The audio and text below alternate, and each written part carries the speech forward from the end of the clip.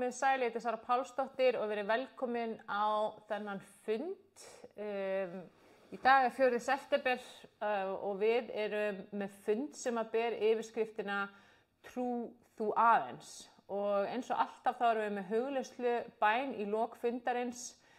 Það sem við ætlum að taka orðið sem við erum að fara í gegnum hér í kvöld og setja það inn í hjarta okkar og velja að trúa því, að taka á móti því í trú. Og trú þú aðeins eru fræg orð sem að Jesús Kristus sagði þegar samkundustjórinn Jairus kom örvæntingarfullur til Jesú Krist vegna dauðvona dóttur sinnar.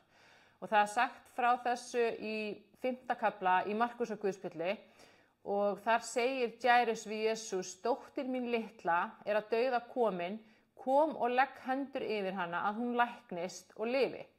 Og Jesús fór með honum og þarna var mjög mikill mannfjöldi sem að þrengdi að og þar var kona einn sem hafði haft blóðlát í 12 ár og við höfum sagt þessa sögu hérna oft og þetta er fræg saga og hún hafði meðal annars þurft að kosta aleigu sinni til að reyna að fá lækningu, hún var búin að leita til allra lækna sem hann datt til hugar að leita til en ekkert hafði virkað. Og hún heyrði Jesú og kemur þarna að mannþrönginni og hún var að hugsa með sér: ef ég fæ bara snert klæðin hans, að þá mun ég heil verða. Og hún treðst þarna í gegnum mannfjöldan og grípur í þarna hluta af klæðum Jesú Krists og leið og það gerist að þá læknast hún. Og hún finnur það bara innan með sér að hún er læknuð. Og Jesús Kristur, hann fann það á sjálfum sér að kraftur fór úr honum og hann sneri sig við og hann segir við mannþröngina: hver snerti mig, hver snerti mig? Og hann var að horfa í kringu sig hver það var sem hafði snert hann og konan viðurkenndi loksins, kom til hans hrædd og skjálfandi og fjall við fætur hans og fjall niður við fætur hans og sagði honum hvað hafði gerst og sagði honum frá því að hún fyndi það að hún hefði læknast. Og þá horfir Jesús á hann og segir: dóttir, trú þín hefur bjargað þér. Trú þín hefur bjargað þér. Far í friði og ver heil meina þinna. Og á meðan allt þetta var að gerast, við gleymum því ekki að hann var að labba þarna til þess að fara að bjarga dóttur Jairusar. Þá koma þarna menn sem er að vinna fyrir þennan föður eða þennan samkundustjóra og þeir segja hérna við Jairus: dóttir þín er látin, hví ómakar þú mistar hann lengur? Og það segir hérna í 37. versi: Jesús heyrði hvað þeir sögðu en gaf ekki heldur sagði við samkundustjóran: óttastu ekki, trú þú aðeins.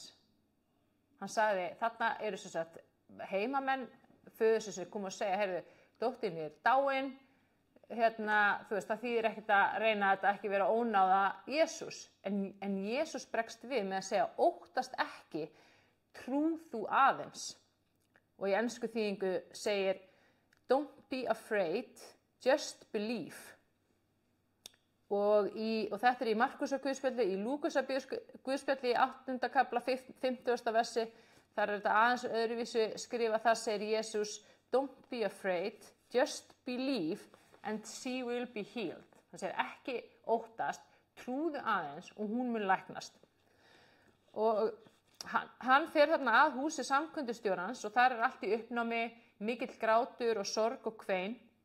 Og Jesús gengur inn og segir: hví hafið þið svo hátt og grátið? Barnið er ekki dáið, það sefur. Og Jesús lét alla fara út úr húsinu en tekur með sér föður og móður barnsins og gengur þarna inn. Og hann tekur þarna í hönd barnsins og segir: Talitha kum, sem þýðir: stúlka litla, rís upp. Og jafnskjótt reis stúlkan upp og fór að ganga en hún var 12 ára. Og menn urðu frá sér numdir af undrun. Trú þú aðeins, sagði Jesús. Ekki óttast, trú þú aðeins. Og það er sagt frá því í 7. kafla í Markúsar guðspjalli þegar Jesús og lærisveinarnir hans fóru til Nasaret sem er fæðingarborg Jesú Krists. Að þar hneykslaðist fólk á Jesú og ræddi sín á milli að þetta væri nú bara einhver smiður, væri bara hérna sonur Maríu og Jósefs og það væri nú ekkert merkilegt við hann. Og Jesús segir þarna við lærisveina sína: hvergi er spámaður minna metin en í heimalandi sínu með sínum heimamönnum. Og síðan sagt frá því í 7. kafla í 5. vers að Jesús gat ekki gert þar nein kraftaverk nema leggja hendur yfir nokkra sjúka og lækna þá. Og það sagt að ástæðan fyrir því að hann gat ekki gert þar nein kraftaverk hafi verið vegna vantrúar þeirra. Og það kemur fram að Jesús hafi undrast þessa vantrú sem var til staðar í hans heimabæ. Og þá spyr maður af hverju gat Jesú ekki gert kraftaverk í sínum heimabæ sökum vantrúar. Og svarið er einfaldlega það að Guð starfar í gegnum trú okkar. Og til þess að Guð geti gert kraftaverk í líf okkar, til þess að hann geti gefið okkur það sem hann lofar í Biblíunni, það eru endalaus lofur Guðs til okkar sem að finna í Biblíunni, að þá verðum við að taka við því í trú. Og trúin er ljós en vantrú er myrkur, segir í Biblíunni. Og þess vegna leggur Jesús svona ofboðslega mikla áherslu á trú þeirra sem að læknuðust. Hann er alltaf að segja, trú þín hefur bjargað, verði þér að trú þinni, fari svo sem þú trúir, trú þú aðeins. Hann leggur ofboðslega mikla áherslu á trú. Og þetta á ekki bara við lækningu, eða hvernig við verðum heilbrigð, eða hvernig Guð getur lækna okkur. Þetta á við öll lofurðin í Biblíunni, hvernig við öðlumst líf í fyllstu gnægð, hvernig við getum öðlast líf í allsnægtum, hvernig við getum fengið þetta góða, blessaða, fulla líf sem að Guð lofar okkur í Biblíunni og útskýrir líka ástæðuna af hverju eru svona margir sem að jafnvel þótt þeir hafi tekið á móti Jesú Kristi, hafi ekki öðlast þetta líf ennþá. Og í Markúsar Guðspjalli 7. kafla 57. versi segir allir þeir sem snertu hann urðu heilir. Fólk bara með að snerta hann, þá læknaðist fólk. En við þurfum líka að hafa í huga að það er ekki endilega þannig að þeir sem hafi ekki öðlast lækningu frá Guði þrátt fyrir að hafa beðið, þrátt fyrir bæn, hafi ekki næga trú. Það er ekki endilega þannig. Og það er líka þannig að ef okkur skortir trú á einhverjum sviðum, að þá förum við til Föðurins og leitum til hans til þess að öðlast meiri trú, til þess að öðlast trú þar sem við skynjum vantrú. Og það er mjög mikilvægt að við séum ekki að óttast það að vera í vantrú eða óttast það að hafa ekki næga trú. Og að við séum ekki að upplifa ótta og kvíða innan með okkur með spurningar eins og hvað ef ég er í vantrú, hvað ef ég hef ekki næga trú. Og að því að þegar við dettum þangað, þá erum við að fókusa á okkur sjálf en ekki á Jesú Krist eða heilagan anda. Og þá erum við komin í sjálfshyggjuna og sjálfshyggjan er myrkur og þá erum við komin út úr andanum og við erum að lifa í andanum. Þannig að við þurfum að fókusa á Jesú Krist, fókusa á heilagan anda, ekki setja fókusin á okkur sjálf. Ég verð að gera þetta, ég verð að vera svona eða hinsegin, ég þarf að vera svona til þess að öðlast þetta. Það virkar ekki svoleiðis. Við fókusum á hann og kraftur heilags anda kemur í gegnum trú okkar og læknar okkur, leysir vandan okkar, gefur okkur það sem að Guð hefur lofað okkur og við höfum verið að trúa honum fyrir. Og þannig þurfum við ekki að hafa fullkomna trú eða skapa innan með okkur einhvers konar fullkomna trú. Jesús er trú. Guð er trú og við höfum Guð. Og við höfum, þar af leiðandi höfum við þessa trú. Og Jesús gefur okkur trúna sem við þurfum fyrir það kraftaverk, þá lækningu, þá umbreytingu, þá blessun eða hvaða er sem við erum að trúa Guði fyrir. Og okkar trú getur líka blessað aðra eða gert það að verkum að aðri læknist. Munið eftir vinahópnum sem lét lamamanninn síga niður gat í þaki til þess að ná til Jesú Krist. Og það var maður sem hafði verið lamaður og það voru einhverjir 5 vinir sem að bára hann í einhverju taugi og það var svo mikill mannfjöldi í kringum húsið. Þeir klifru upp á þakið, lét hann síga niður gat í þakinu og þegar Jesús sá þessa vini, þennan hóp, þá hrósar hann trúni þeirra. Hann segir trú ykkar er falleg og hann læknaði manninn sem stóð upp og gekk. Og í Markúsarguðspjalli 2. kafla 5. versi segir að þegar að Jesús sá trú þeirra, hann horfði á trú vinanna, þá sagði hann við lamamannin, syndir þínar eru fyrirgefnar og hann læknaðist. Þannig að okkar trú getur orðið til þess að okkar nánustu eða þeir sem að við elskum læknist. Svo sterk er hún.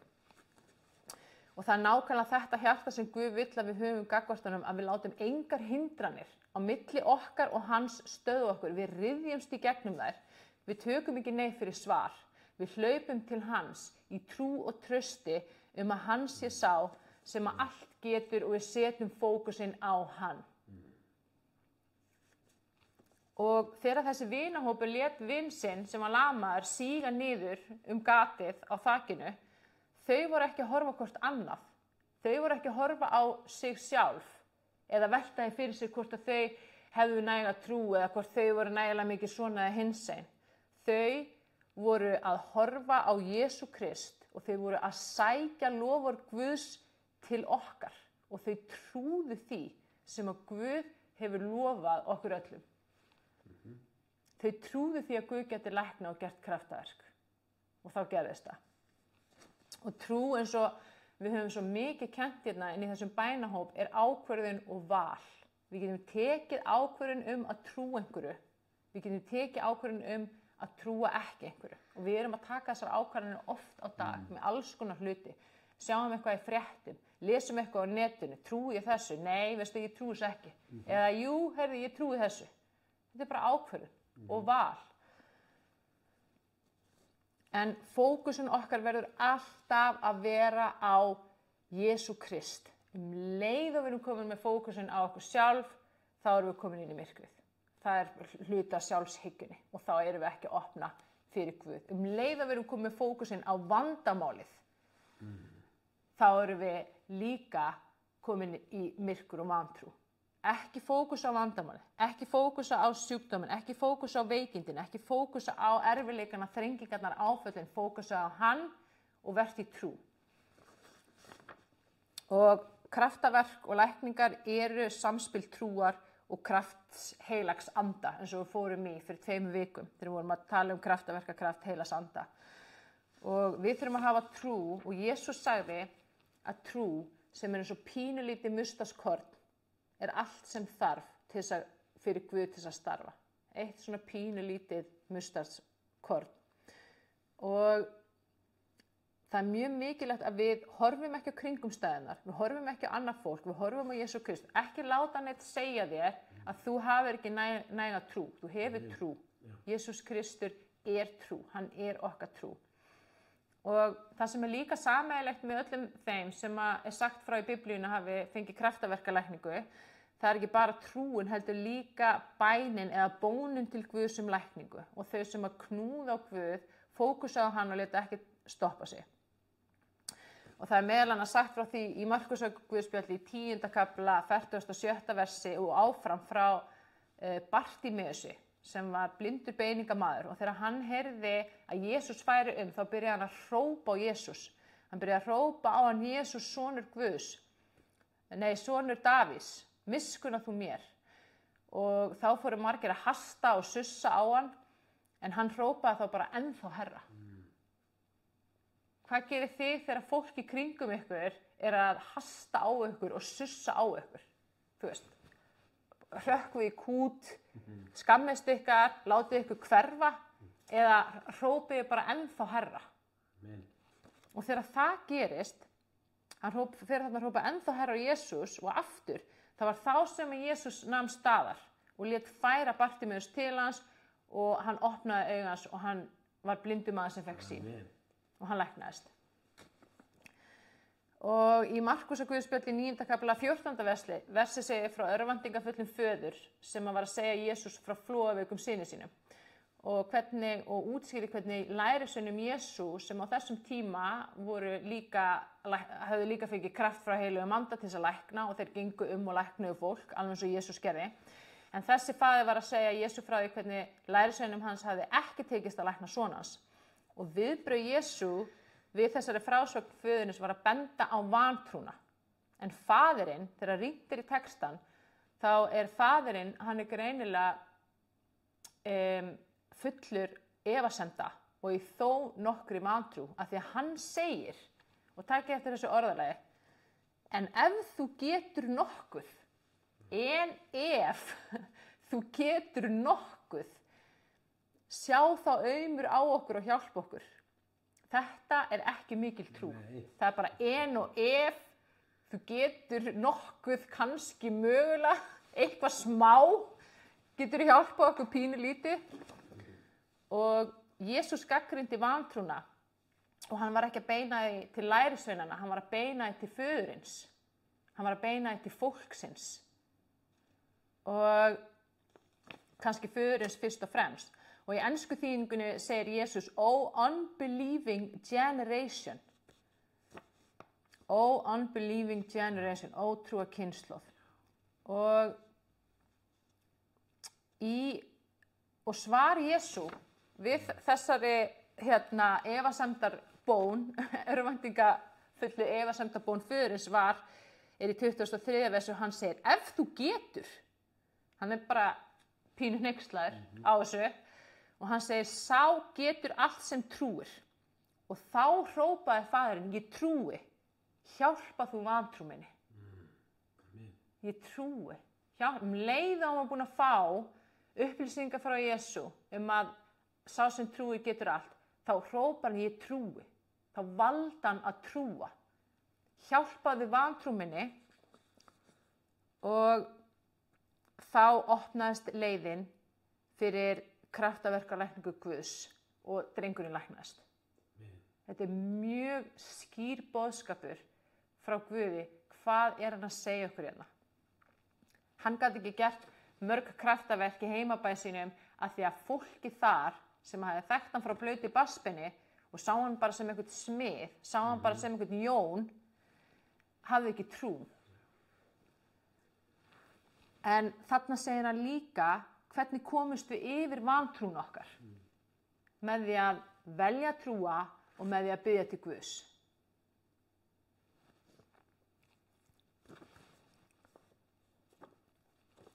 Guð almáttur, skapari himins og jarðar, sem að skapaði alla veröldina, allan geiminn, alla jörðina, allar sálir.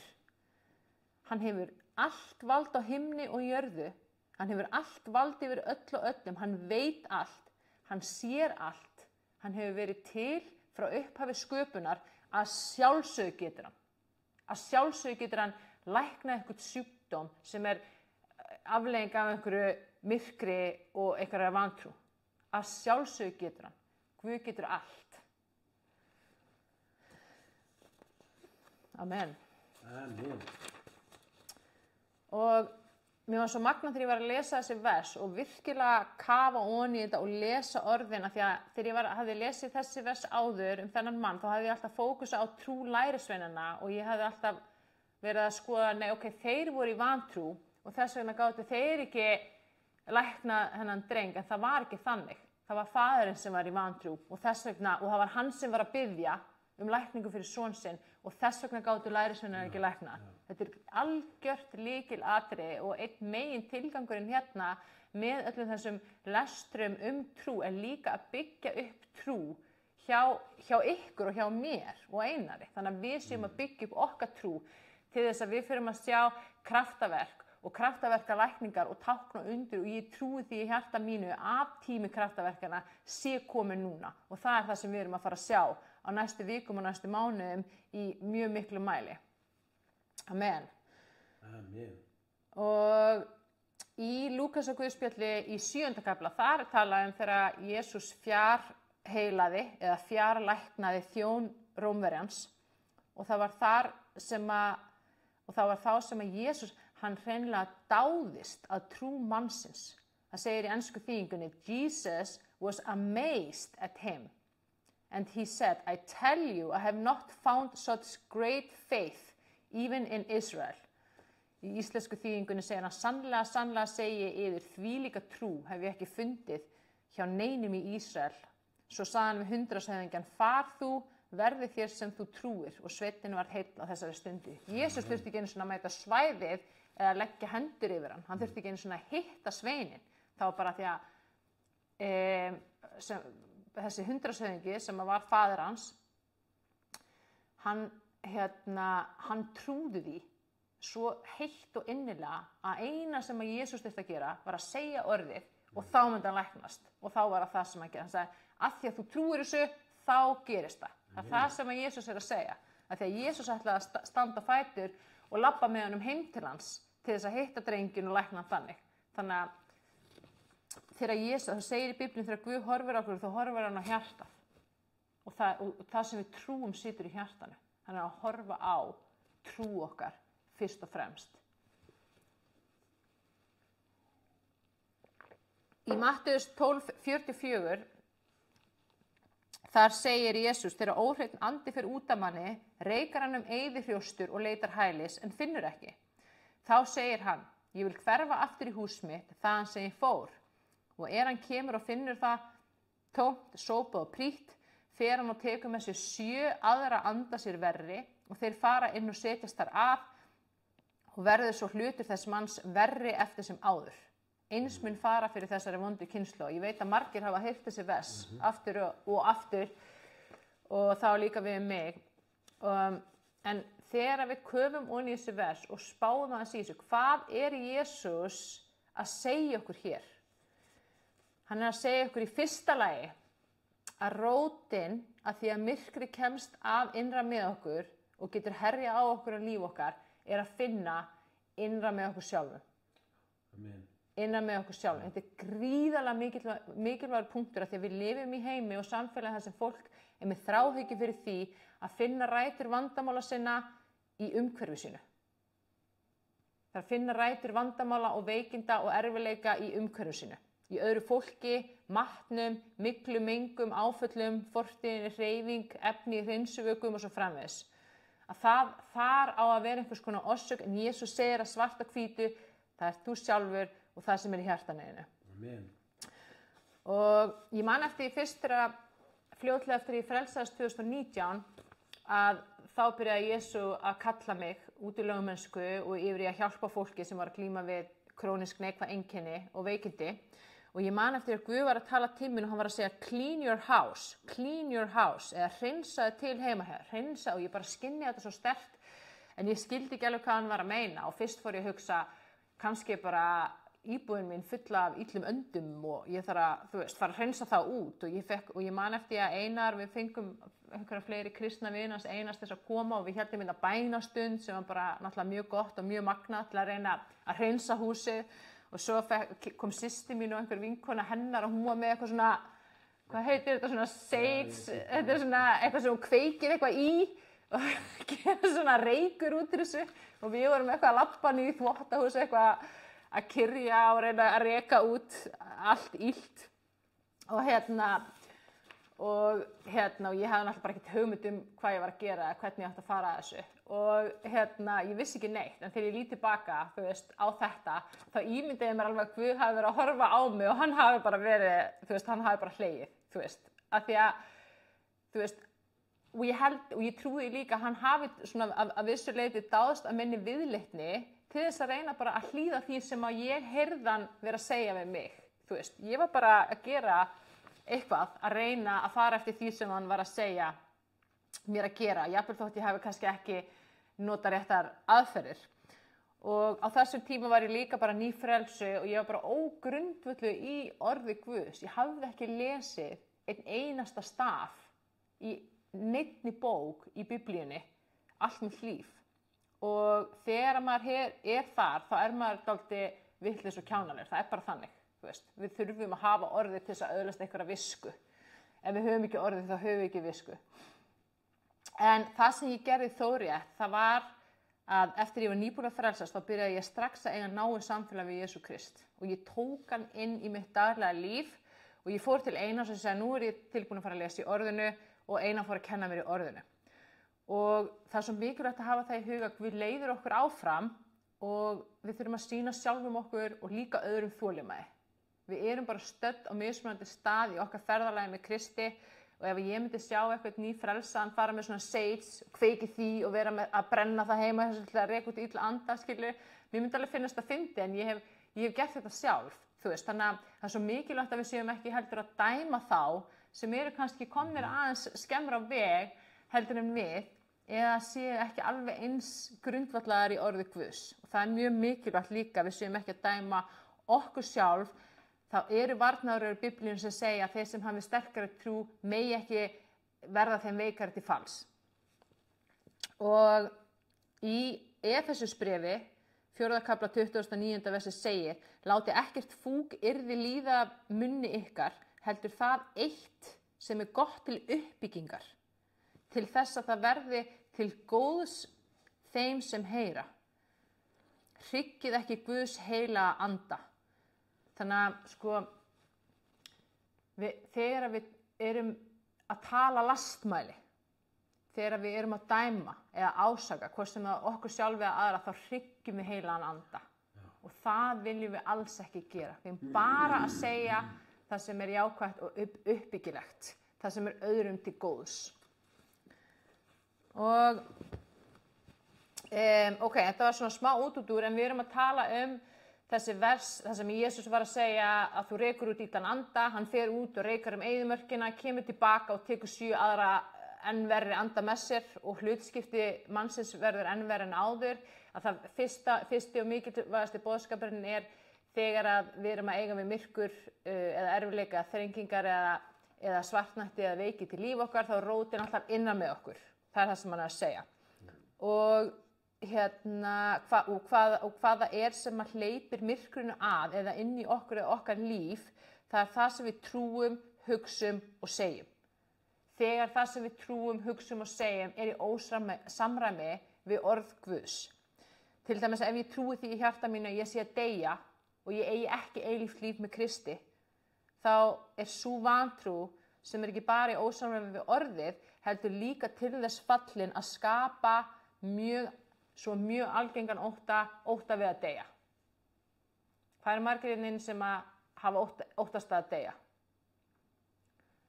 Já, og þegar við óttast að deyja, þá þurfum við að fara að skoða hjarta okkar með Guði, af því að við sem raunverulega höfum tekið á móti í trú, að við eigum eilíft líf með Kristi, að þegar líf okkar hér á jörðinu líkur, þá förum við inn í himnaríki Guðs, sem er bara eilífi friður og eilífi kærleikur og eilífi hamingja og bara stórkostlegasti og fallegasti og besti staður sem til er. Miklu betri staður heldur en jörðin, að þá óttustu það ekki að deyja. Af því við vitum að við deyjum ekki, það er bara líkaminn sem deyr, sálin og andin fer inn í himnaríki Guðs. Þannig að þetta er eitt dæmi. Svo er önnur vantrú, að trúið því í hjartana að við séum veik, að við séum að veikjast. Sú trú er líka í ósamræmi við orð Guðs sem segir að fyrir benjar Jesú Krist urðum við heil. Þegar Jesús Kristur dó á krossi, þá læknaði hann alla sjúkdóma. Hann tók á sig alla sjúkdóma, svo við þyrftum ekki að bera þau sjálf. En ef við erum ekki búin að taka á móti þessu í trú, þá getum við ekki tekið við því og lifa það. Eða svo trú að einhver sjúkdómur sé ólæknandi þegar Biblían segir klárlega að ekkert er ólæknandi, ekki einu sinni dauðinn sjálfur. Jesús sigraði dauðann þegar hann dó á krossi. Jesús lagði hendur yfir fólk sem var dáið og það reis upp. Lærisveinarnir gerðu þetta líka. Og í Hebreabréfinu segir að það sé ógerlegt að þóknast Guði án trúar, því að sá sem vill nálgast Guð verður að trúa því hann sé til og að hann umbuni þeim sem leita til hans. Þannig verður að tala um loforðin sem að Guð hefur gefið okkur, umbunin sem Guð gefur okkur. Við þurfum að trúa til þess að geta tekið á móti þessu. Og þarna þurfum við að rannsaka hjarta okkar með Guði og stíga inn í umbreytinguna sem hann hefur fyrir okkur, endurnýjast með nýju hugafari og tala út að eitt sem er til uppbyggingar, tala út ljós en ekki myrkur. Clean your house. Það þýðir ekki, farðu heim til þín og skrúpaðu veggina, skúraðu gólfið. Það þýðir, hreinsaðu sjálfa þig. Farðu og rannsakaðu hjartað, hreinsaðu með Guði þetta musteri heilags anda. Það segir í Biblíunni að líkaminn er musteri Guðs að því að Guð býr innra með þér. Andi Guðs býr í þér. Og þegar þú gerir þetta og ferð þessa vinnu með Guð, þá mun húsið þitt verða hreinna, því að þú og líkaminn þinn, umhverfið þitt, lífið þitt, heilsan þín, árangurinn þinn, fjölskyldan þín er bara spegill af því sem er í hjartanuðinu. Bara spegill af því sem þú trúir, hugsar og segir. Af því að allt þetta er orka kraftur sem hefur sköpunarkraft og skapa lífið þitt. Við getum rembst eins og rjúpan við staurinn, linnulaust við að reka út illa anda, við að öðlast heilbrigði, við að losna við eitthvað vandamál, losna við eitthvað þrengingar. En ef við vinnum ekki með Guði til að fjarlægja rótina, þá koma þeir bara aftur og aftur. Og hér er verið að tala illa anda, en við getum líka yfirfært það yfir á hvað sem er. Bara hvað sem er illt eða myrkur eða þrenging eða vont í okkar lífi. Það er það sem þessir illu anda representa. Þannig að þá er önnur lykilspurning, af hverju koma 7 illir andar tilbaka með þessum eina sem var fyrir? Af hverju er hlutskipti mannsins verra á eftir heldur en að var fyrir áður en að þessi eini fór út? Hvað er Guð að segja ykkur þarna? Er einhverjum inni sem hefur upplifað það að loksins, eftir að vera hamast og virkilega á sig, að leysa eitthvað vandamál, að losna við eitthvað neikvætt einkenni, aðeins til þess að finna 7 ný vandamál, taka við í framhaldi? Ég hef alltaf lent í því. Og svarið við þessar spurningur að finna í Jobbsbók í 33. kafla. Og þvílíkur kafli, ef þið hafi ekki kafað ofan í þennan kafla, þá er ég að segja ykkur, kafið ofan í þennan kafla, ég er bara nýbúin að uppgötva leyndardómana og dýptina í þessum 33. kafla í Jobbsbók. Og í dag er þetta uppáhaldskafli minn í allri Biblíunni. Og í stuttu máli, þá fjallar 33. kafli í Jobbsbók það hvernig við heyrum í Guði. Hvernig Guð talar til okkar. Jesús sagði aftur og aftur, hver sem hafi eyru, hann heyri. Mjög oft og mjög mikið erum við eyrnalaus og heyrnalaus. Guð segir eyrnalaus og heyrnalaus. Og við erum ekki að hlusta og við erum ekki að heyra þegar Guð er að reyna að tala til okkar. Og það er mjög skemmtilegur kafli í Jesaja 42:18, þar sem ber yfirskriftina blind og heyrnalaus þjóð.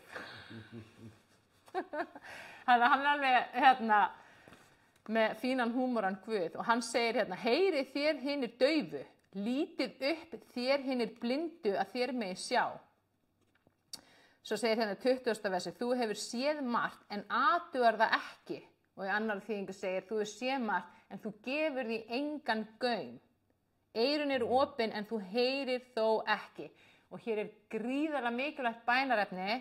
Guð, gefðu mér eyru sem heyra og augu sem sjá í Jesú nafni. Amen. Hjálpaðu mér að heyra í þér líka það sem ég vil ekki heyra. Stundum heyrum við bara það sem við viljum heyra, stundum heyrum við bara ekki neitt. Guð er alltaf að tala til okkar. Og 33. kafli fjallar það hvernig Guð gerir það. Og ef við förum í 14. versu áfram, það segir, Guð getur talað á einn máta, jafnvel 2, án þess að menn gefið í gaum. Og Guð byrjar á að tala mjúklega, það er svona hljóðlegt hvísl, gegnum annað fólk, gegnum orð sitt, hann tala mjög mikið til okkur gegnum orð sitt. Við fáum einhverja hugsanir, finnum fyrir einhverja skynjun, en ef við heyrum það ekki, eða hlustum ekki á það, þá talar Guð oft í gegnum drauma eða sýnir nótt, jafnvel martraðir. Og þetta segir í 15. versi, í draumi í sínum nótt, þegar menn sofa djúpum svefni í rúmum sínum, opnar hann eyru manna og skelfir þá með viðvörun. Hvað eru margir hérna sem hafa verið skelfdir með viðvörun í draumi nótt? Það verður oft gerst fyrir mig. Svo segir í 17. versi til að hindra mannin í störfum sínum og forðunum frá hroka. Og hérna segir í ensku þýðingunni, to turn them from wrongdoing and keep them from pride. Þetta er rosalega sterkt. Hann er að tala til okkar af því að hann er alltaf að reyna að hjálpa okkur, að reyna að leiðbeina okkur, að reyna að bjarga okkur og koma okkur aftur inn á rétta braut. Reyna að afstýra einhverju slæmu sem að gæti verið yfirvofandi. Og svo í 18. versi segir, hann bjargar líf hans frá gröfinni frá því að fara yfir fljóti til undirheima. Og ég þekki þetta rosalega vel með drauma og martraðir og það tók mig mörg ár að fatta það að Guð var að tala til mín í gegnum draumana mína. Og eftir að það fór að gerast, þá fór ég að geta unnið með þessa drauma og í dag ef ég fæ eitthvað skrýtna drauma eða óþægilega drauma og ég man eftir þeim þegar ég vakna, þá skrifa ég það niður og síðan fer ég í hugleiðslu og bæn og tala við Guð hvað er það að tala til mín. Og það kemur alltaf eitthvað. Og það er sérstaklega ef þið eru að fá endurtekna drauma eða eins drauma eða svipaða drauma aftur og aftur. Þá er það að staldra við og tala við Guð. Síðan segir áfram í 19. versi, einnig er maðurinn ámundur með kvölum í rúmi sínu og sífelldu stríði í beinum sínum. Hann fær ógeð á mat, missir listana og eftirlætis rétti sínum, hold hann tærist og sést valla. Líf hann færist nær gröfinni, hann nálgast stað dauðra. Og þarna er verið að segja þegar Guð hefur ítrekað tala til okkar með hvísli, með draumum, með sýnum, en við höldum áfram að hlusta ekki neitt, við heyrum ekki neitt, að þá þarf hann að gera miklu alvarlegri hluti til að ná athygli okkar. Og þá fyrir við kannski að veikjast.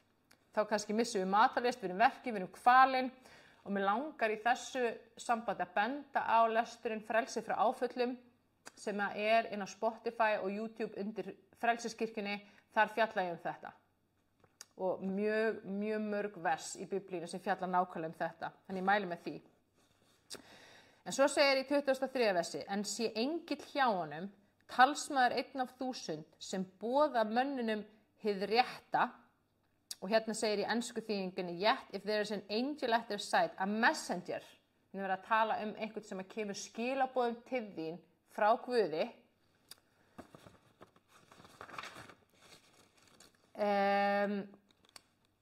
sent to tell them how to be upright.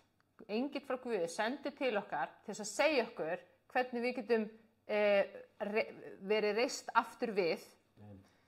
Og svo í 24. versi, og miskunna sig yfir hann og segir, bjarga hann frá gröfinni, ég hef fundið lausnagjald. Og í ensku þýðingunni tala ransom, hérna er verið að vísa í Jesú Krist.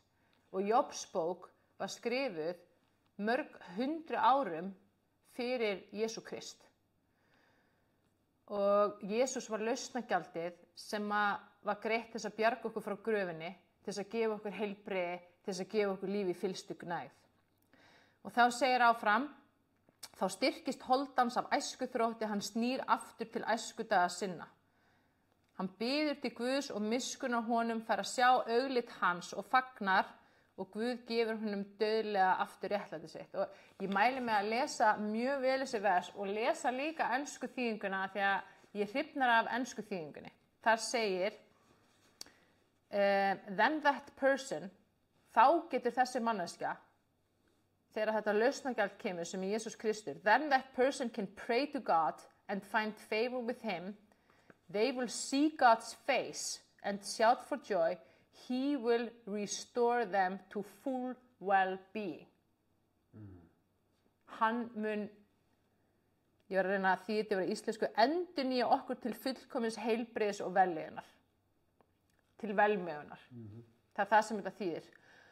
Og að við sjáum auglit Guðs. Og hér eru tvenns konar lyklar sem að segja okkur af hverju erum við að glíma við illa anda eða myrkur eða erfiðleika. Í fyrsta lagi, tilgangurinn er sá að við tökum á móti Jesú Kristi og endurfæðumst. Það er númer 1, 2 og 3 og 10 og upp í 100 af öllu því sem er mikilvægt í okkar lífi. Það er ekkert mikilvægara. Það er ekkert mikilvægara Guði heldur en að sálin frelsist og eignist eilíft líf í himnaríki Guðs. Það er mikilvægast. Og númer 2, þegar við erum búin að stíga þetta skref að endurfæðast og öðlast þetta líf með Jesú Kristi, þá er mikilvægara heldur en allt annað, það er að þekkja Guð, að þekkja sannleikann um Guð, að við séum ekki í villu eða í einhverjari vantrú hver Guð er eða hvern hann er sem að geti hindrað okkur og hvernig Guð vill að við störfum í Guðsríkinu eða blokkerað blessun og gjafir Guðs til okkar. blokkera það eða koma í veg fyrir að við getum lifað því lífi sem að Guð ætlar okkur að lifa, sem er líf, sem er heilbrigt líf í fyllstu gnægð. Og því betur sem við þekkjum Guð, því líkari verðum við Jesú Kristi og þetta orðalag að sjá augliti Guðs kemur oft fram í Biblíunni. Og það þýðir einfaldlega að áður fyrir þrenginguna vorum við í villu Guð eða hver hann einhver vantrú Guð, svo dundu ósköpun á, þá færumst við nær Guði og villan Guð leiðréttist, við sjáum augliti Guðs, sem þýðir að við þekkjum Guð meira, við þekkjum Guð betur. Og þá hætta ósköpin og ekki nóg með það, heldur þá læknar Guð okkur og gerir okkur alheilbrigð á líkama, sál og huga. Restore to full well-being. Og við þurfum að spyrja okkur hérna á hvaða sviðum,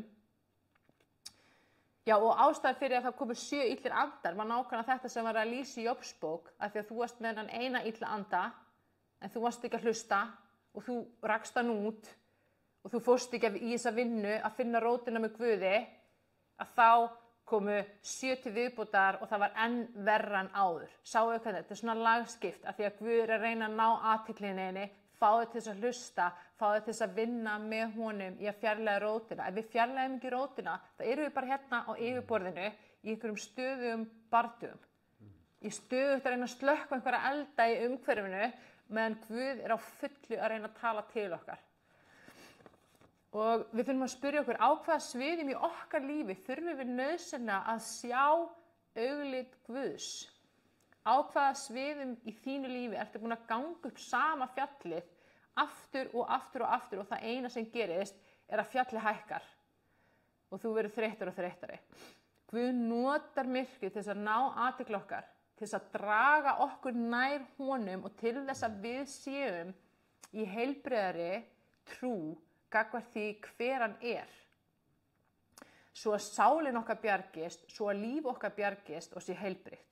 Svo að við séum í trú og getum tekið við hans blessun í trú. Og þetta er algjört lykilatriði í samfélagi okkar við Guð að við hlustum og að við heyrum. Hver sem hafi eyru hann heyri. Og þegar við erum að glíma við eitthvað vandamál, hvort sem það er lítið eða smátt, sestu niður með Guði og sittu bara með honum þar til að málið er leyst. Og ef það leysist ekki þann dag, komdu þá aftur næsta dag til Guðs og sittu með hann þar til málið er leyst. Og ef það leysist ekki þann dag, komdu aftur næsta dag og sestu niður með honum og svo framvegis. Og segðu við Guð, mér sama hversu langan tíma þetta tekur, hvað þarf að gerast. Ég gefst ekki upp og ég hætti ekki að knýja á þig fyrir að þetta mál er leyst, fyrir að þessi vandi er úr sögunni. Fyrir að þú ert búin að sýna mig hver er rótin og frelsa mig frá þessu, fyrir að ég er búin að læknast af þessum veikindum, af þessum kvíða, af þessari vanlíðan, lækna þessa vantrú í mér og svo framvegis.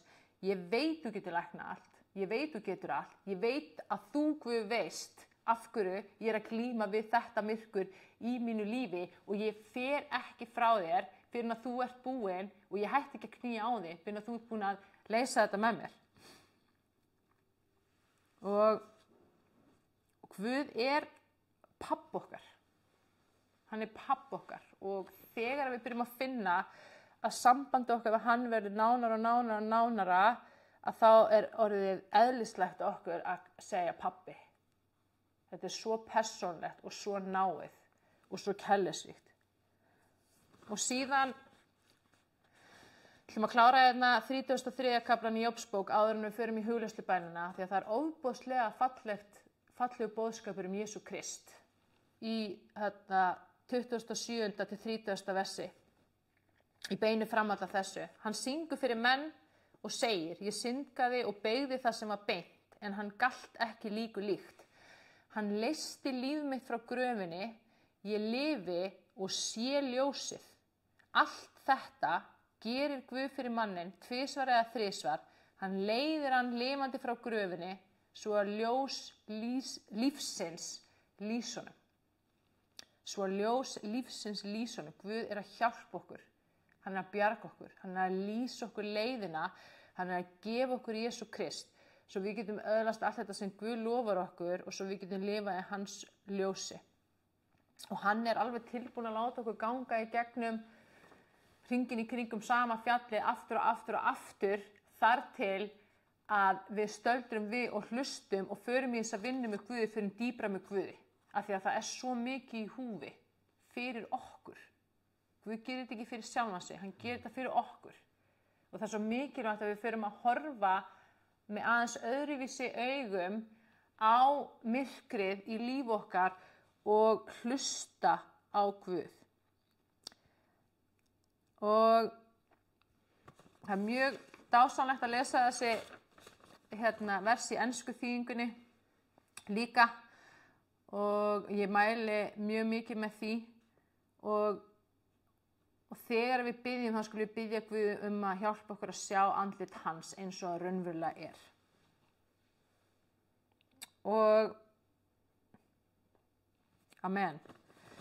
Þannig að ef við upplifum að við séum búin að vera föst í einhverjar hringrás, í einhverjum vítahringi, föst með eitthvað myrkur, einhver veikindi, einhverja erfiðleika, þá eru þessi vers að segja þér af hverju og hvað þú átt að gera til að komast út úr því.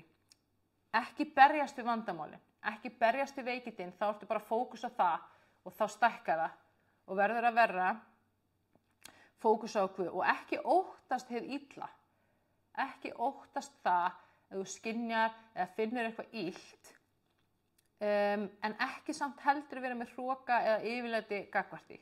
Guð við stjórnina.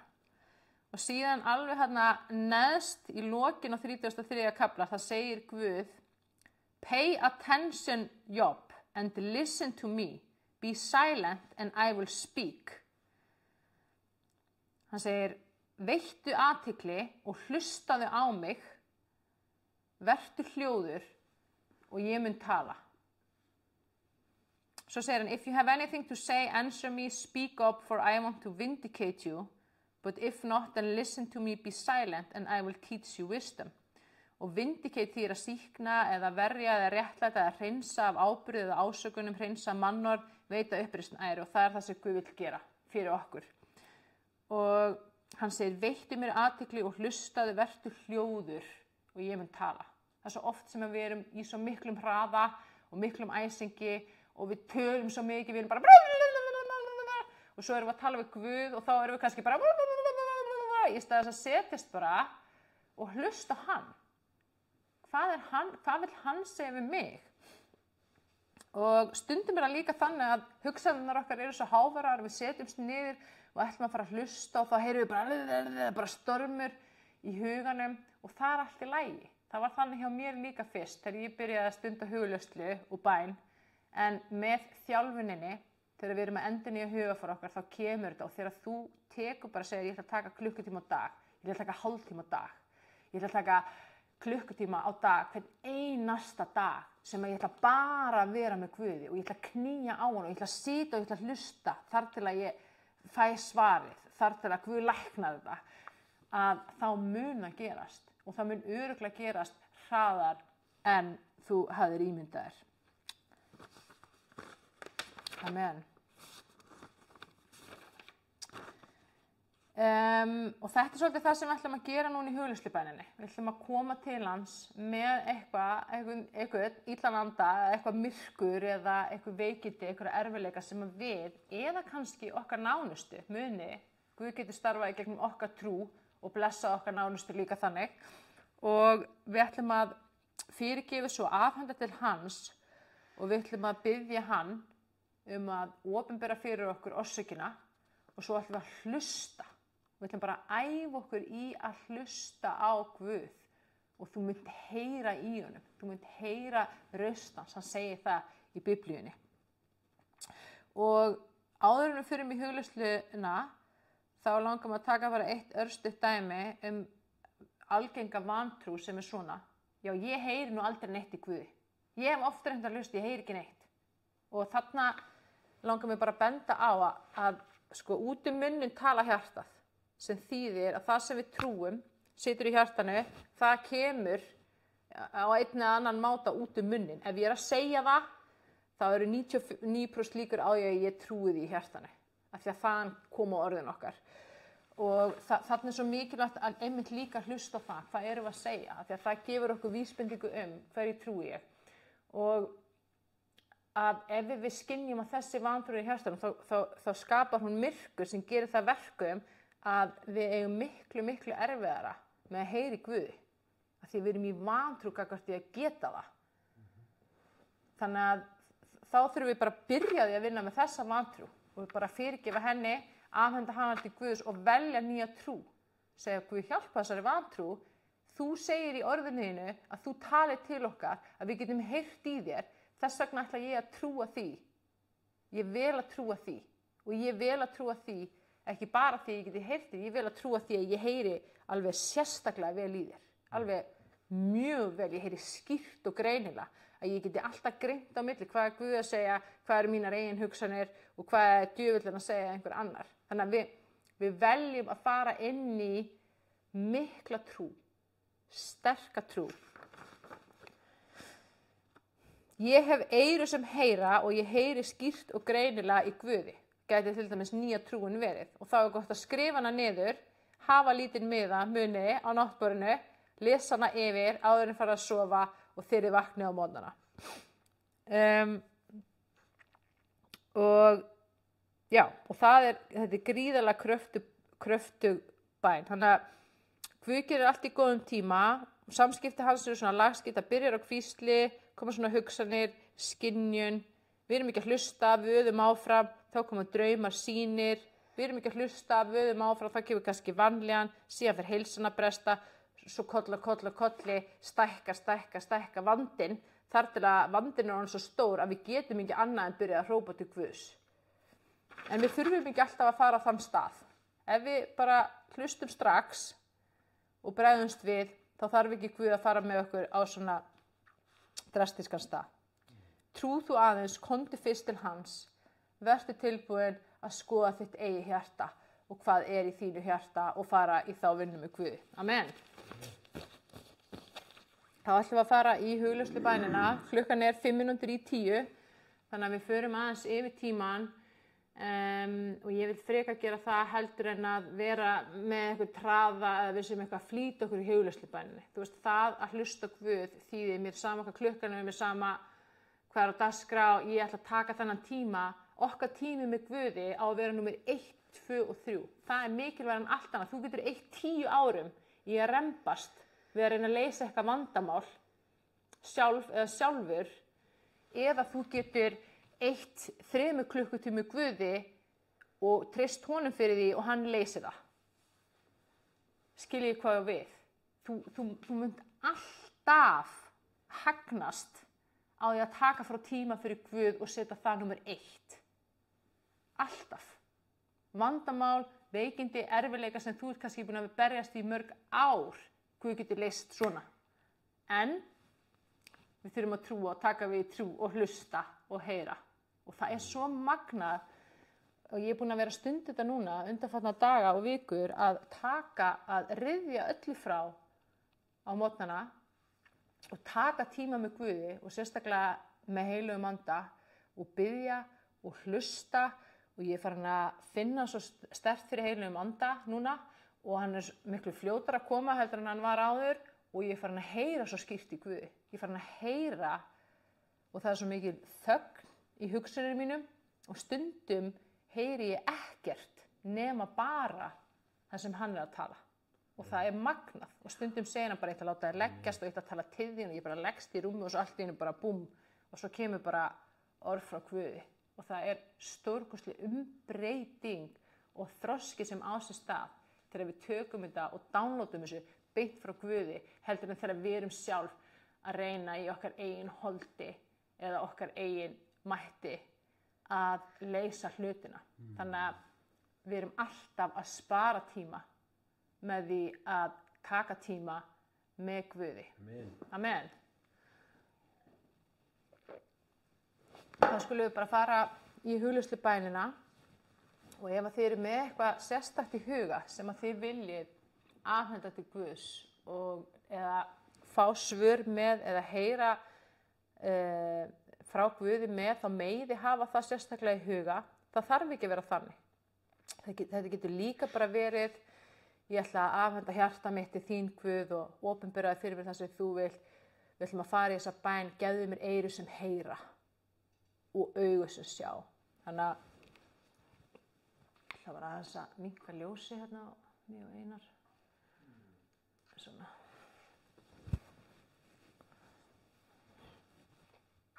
Þú mátt bara koma þér þægilega fyrir hvort sem þú situr eða liggur og ég bara legg þessa hugleiðslu og þessa bæn í þínar hendur Drottinn. Ég þakka þér fyrir að það þú sem að stýrir þessu. Ég þakka þér fyrir heilagur andi að þú ert hérna með okkur, að þú ætlar að vinna þitt verk hérna í kvöld. Í Jesú nafni verði þinn vilji. Og þú mátt bara draga djúpt inn andan og bara loka augunum.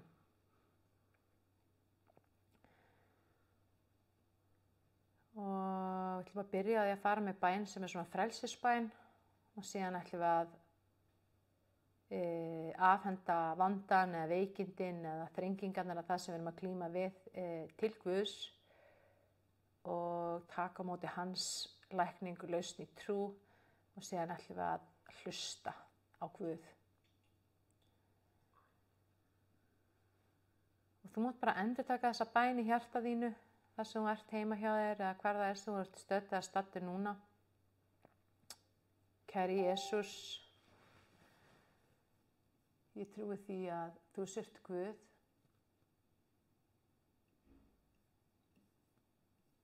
Ég trúi því, Jesús, að þú lifir í dag. Takk fyrir að fyrirgefa syndi mínar.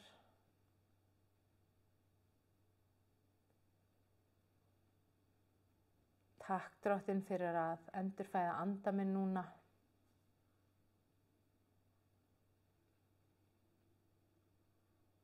Takk fyrir að ég lifi í þínu ljósi, í þínum kærleika og í þínum friði alla eilífð.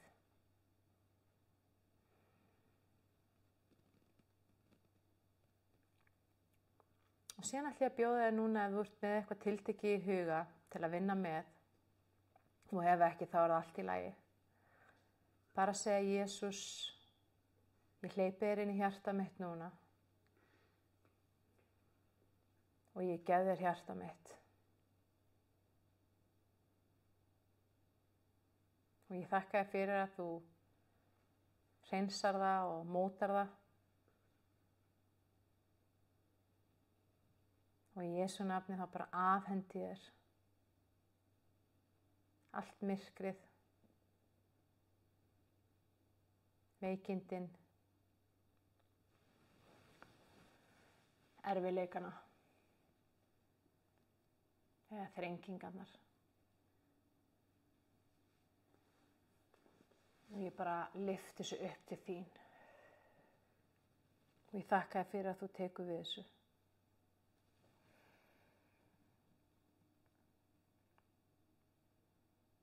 Og ég þakka þér fyrir, Drottinn, að þú gefur mér þína trú.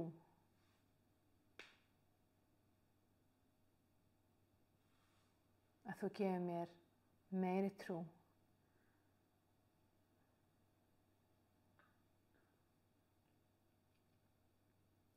Og þú hjálpar mér, Drottinn, að sjá augliti þitt.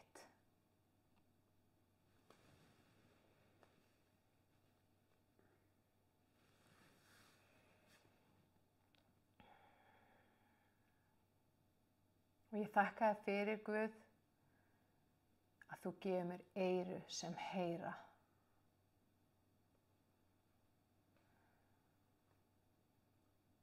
Og ég trúi því að ég heyri þegar þú tala til mín.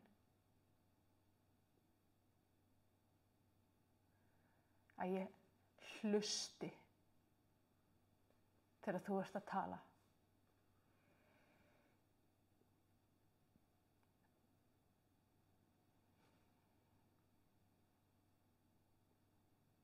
Gefðu mér augu sem að sjá það sem þú ert að sýna mér.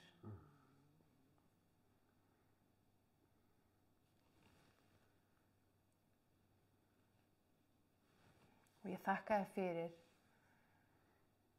að ég heyri í þér skýrt og greinilega.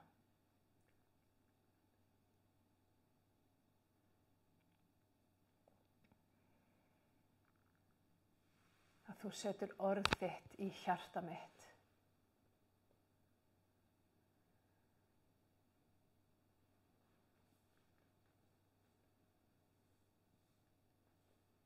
Í Jesú nafni.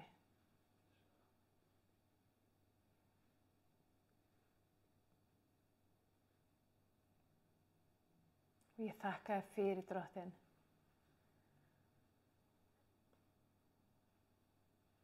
að ég heyri í þér og ég sé það sem þú vilt sýna mér.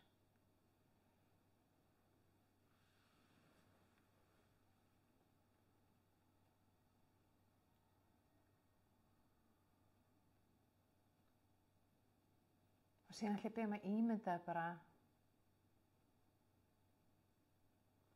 að þú stígir inn í ljós Guðs núna. Guð er ljós. Jesús er ljósið. Amen. Og þú bara velur að leggjast í þetta ljós og hvíla þig þar.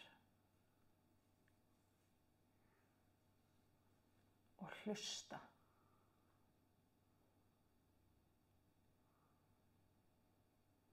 Og ef þú ert með eitthvað til að skrifa niður það sem þú heyrir frá Guði, þá er það allt í lagi. Þú getur líka gert það eftir hugleiðsluna. Þú getur alltaf opnað augun og lokað þeim aftur og farið aftur inn í þessa hugleiðslu.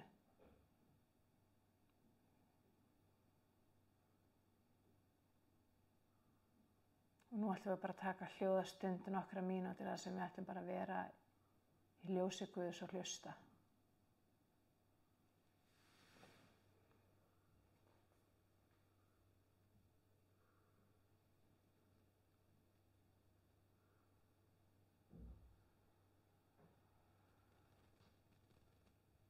Og heilagur andi er hérna núna og hann ætlar að snerta við ykkur.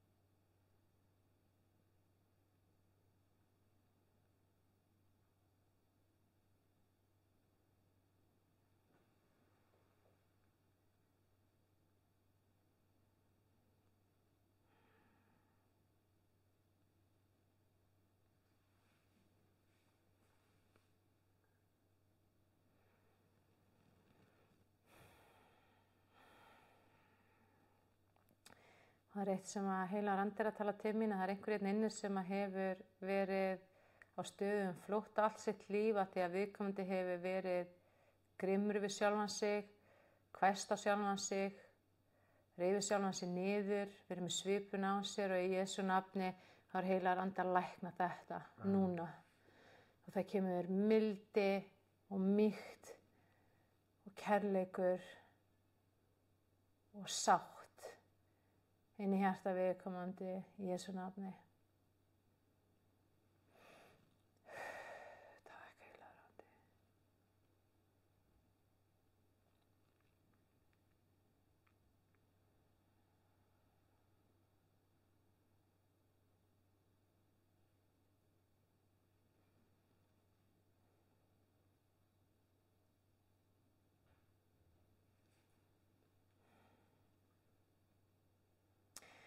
Og það annað sem að heilagur andi tala til mín, einhver sem bara búin að upplifa eitthvað sár úr fortíðinni út af einhverjum árásum og Drottinn og heilagur andi ætlar að lækna þetta núna og hann segir þú ert í sókn, barnið mitt, þú ert í sókn. Það er þú sem að ræðst á myrkrið en ekki öfugt í Jesú nafni og það bara komin vernd og blessun. Í Jesú nafni. Halleluja.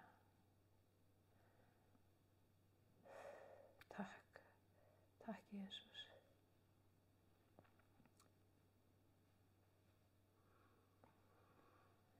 Og ég skynja líka núna einhver sem er búin að vera að glíma við svona huglægt myrkur og svona ofsóknar tilfinningar einhverjar og bara heilagur andi að koma núna inn í huga þinn í Jesú nafni að þú ert með heilbrigðan huga.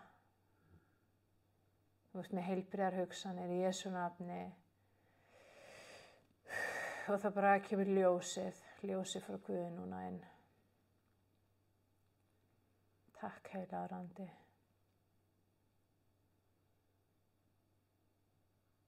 Takk, Jesús.